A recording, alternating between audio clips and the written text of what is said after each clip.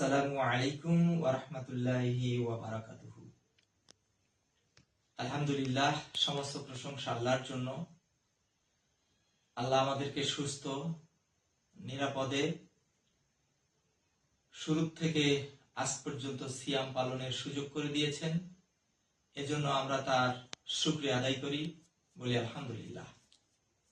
সম্মানিত সুধী মুসলিম ভাতৃবৃন্দ, আমি আজকে আপনাদের সামনে সাহরি ও ইফতার এবং সাদাকার ফজিলত সম্বন্ধে কিছু কথা রাখবো ইনশাআল্লাহ। সাহরি খাওয়া সুন্নত, কারণ আল্লাহ রাসূল সাল্লাল্লাহু আলাইহি ওয়াসাল্লাম বলেছেন সাহরিতে বরকত আছে। অতএব তোমরা সাহরি খাও। কখন পর্যন্ত খাবো? আল্লাহ তাআলা ঘোষণা করেছেন, কুলু ওয়াশরাবু হাত্তা ইয়াতাবায়্যানা লাকুমুল খায়তুল আবিয়াদু মিনাল খায়তিল আসওয়াদি মিনাল ফাজর। অর্থাৎ তোমরা খাও এবং পান করো যতক্ষণ না রাত্রির কৃষ্ণ রেখা হইতে উষার শুভ্র রেখা স্পষ্ট রূপে তোমাদের নিকটে প্রতিভাত না হয়। অতঃপর রাত্রি আগমন পর্যন্ত সিয়াম পালন করো, অর্থাৎ সূর্যাস্ত পর্যন্ত সিয়াম পালন করো। তাহলে এখানে আল্লাহ রাসূল সাল্লাল্লাহু আলাইহি ওয়াসাল্লাম বললেন যে আমরা ভোরের ফজরের শুভ্র রেখা পর্যন্ত, প্রস্ফুটিত না হওয়া পর্যন্ত আমরা সাহারি খেতে পারবো। আর সাহারিতে বরকত আছে, এটা আল্লাহ রাসূল সাল্লাল্লাহু আলাইহি ওয়াসাল্লাম বলেছেন। আর ইফতার কখন করব? আল্লাহ রাসূল সাল্লাল্লাহু আলাইহি ওয়াসাল্লাম বললেন যে তোমরা সিয়াম তাড়াতাড়ি ইফতার করবে, তাহলে তোমরা কল্যাণের ভিতরে থাকবে। কেননা ইহুদি নাসারারা ইফতারটা বিলম্বে করে। তোমাদের দিন বিজয় থাকবে যতদিন তোমরা ইফতার সূর্যাস্তর সাথে সাথেই করবে। সম্মানিত সুধী মণ্ডলী, এজন্য আমরা রাসূলের উম্মত, আল্লাহর বান্দা, আল্লাহ এবং রাসূল সাল্লাল্লাহু আলাইহি ওয়াসাল্লাম যেভাবে নির্দেশনা দিয়েছেন সেভাবে আমরা ইফতার এবং সাহরি যদি খাই তাহলে এর ভিতরে কল্যাণ এবং বরকত আছে।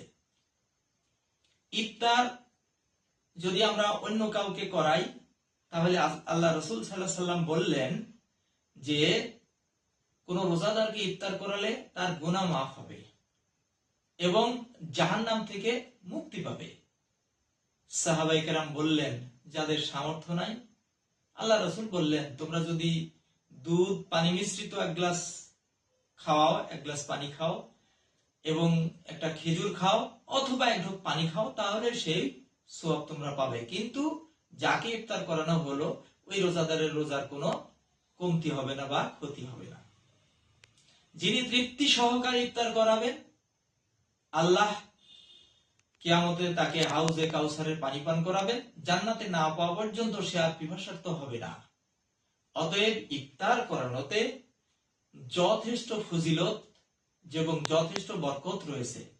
আমরা ইফতার নিয়ে দেখি যে অনেকেই সূর্যাস্ত হয়ে গেছে তবু আমরা 2-1 মিনিট ফাও দিই, মানে বেশি দিই। এটার কোনো সুযোগ নাই, কেননা ইহুদিরা বিলম্বে করে। সূর্য যখনই ডুবে গেল সাথে সাথে ইফতার করতে হবে। কাজে ওই বেশি দেওয়াতে আমার রোজার ত্রুটি হয়ে যেতে পারে। সম্মানিত সুধী এবং মুসলিম ভাতৃবৃন্দ, দানের ব্যাপারে আল্লাহ রাব্বুল আলামিন বলেছেন যে তোমরা দান করো সেই দিন আসার আগে, যেদিন কেউ কারো হবে না, কারো কিয়ামতে কোনো বিনিময় গ্রহণ করা হবে না এবং কেউ সাহায্য প্রাপ্ত হবে না। কাজে দুনিয়ার থেকেই তোমার পরকালের পাথর সংগ্রহ করে যেতে হবে। এই জন্য এই সিয়ামের মাস, এই রমজানের মাস, ফজিলতের মাস, অফুরন্ত নেকি কামাইয়ের মাস, পুণ্য কামাইয়ের মাস। আমরা যত খুশি দান করব তাহলে আমরা কিয়ামতে তার উত্তম সাজা পাবো। আল্লাহ রাসূল সাল্লাল্লাহু আলাইহি ওয়াসাল্লাম বললেন সম্পদ তোমার 3টি। একটি যেটা তুমি খাও, যেটা পরো আর যেটা দান করো, এটাই তোমার সম্পদ। আর যত গচ্ছিত রাখো, জমা করে রাখো, এগুলো তোমার সম্পদ নয়, এগুলো উত্তরসূরির সম্পদ। অতএব এই সময় থাকতেই আমাদের পরকালের পাথেয় সংগ্রহ করতে হবে, কেননা আল্লাহর কাছ থেকে আমরা একটি ভিসা নিয়ে এসেছি। এই ভিসার মেয়াদ কতক্ষণ আমরা জানি না। যখন শেষ হবে আল্লাহ জিবরিল আমিন আজরাইলকে হুকুম দিয়ে দিবেন যে যাও ওর জান কবজ করে নিয়ে এসে ওপারে পাঠিয়ে দাও। যেমন কোনো ব্যক্তি বিদেশে গেলে সে একটা ভিসা নিয়ে যায় নির্দিষ্ট সময়ের জন্য, যখন ওই দেশের ভিসার মেয়াদ শেষ হয় পুলিশ তাকে আবার দেশে পাঠিয়ে দেয়, ফেরত পাঠিয়ে দেয়। তো আমরাও যে আল্লাহর কাছ থেকে একটা ভিসা নিয়ে এসেছি, আমাদের ভিসার মেয়াদ আমরা জানি না। কাজে কখন যে মেয়াদ শেষ হবে আর আজরাইলকে পাঠিয়ে আমাদেরকে ওপারে আল্লাহ পাঠানোর হুকুম দিয়ে দিবে, কাজে সেইটা আসার আগেই আমরা যেন আমাদের সম্পদ থেকে আমাদের সাধ্য মতো সিয়ামরত অবস্থায় আমরা দান খয়রাত করে, গরিব মিসকিনের সেবা করে, প্রতিবেশীর সেবা করে, রোজাদারকে ইফতার করায় আমরা যেন পরকালের পুণ্য হাসিল করতে পারি। এই তৌফিক আল্লাহ সকলকেই দান করুন। আল্লাহুম্মা আমিন। সবাইকে ধন্যবাদ। আসসালামু আলাইকুম ওয়া রাহমাতুল্লাহ।